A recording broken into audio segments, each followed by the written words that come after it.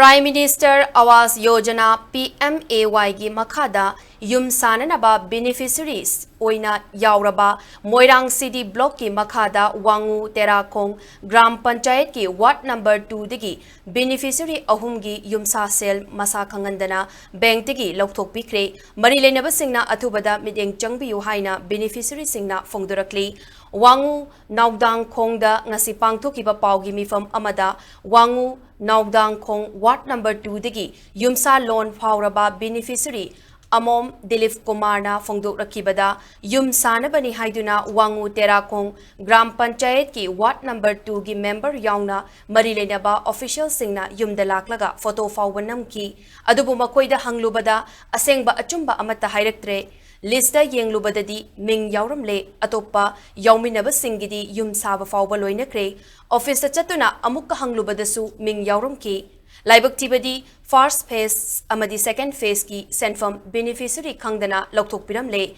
mari leinaba singna athubada midyeng changbiyu haiki Gram Panchayat asimaki Wangu Naudang Khongdigi Sunita Kaubinupi amana phongdokrakibada Moirangda leiba Primary Cooperative Bank ta account hangbani yumsa loan tanaki adubu fawi hairakide seldi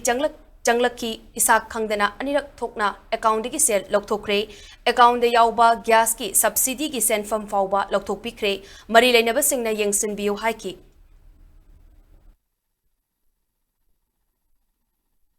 Hausinon Pau Matamda, Pagi, GP, the Lariba, Padam member Sina, for the report Lakre, how we list the Lare, Pasha Sativagi, evidence Lare, Adabuman Apodidi, Emta, Habiakre, however, you say, Nakani Lariba, Masa, Markishu Pore, Aduga, Aishama Kishu Pore, Aduga Igi Ine, Mani, Akoi Ahumgi, Jimon Pasha Satoga, Sina Gaise, Adana, Marinaba, Sakagi Magadegi, Yang Zambi Adana, Yamda Pin Tozeri. I see bank day con hangze aduga agi sarong gidi power high bid re sarong gi sensu sange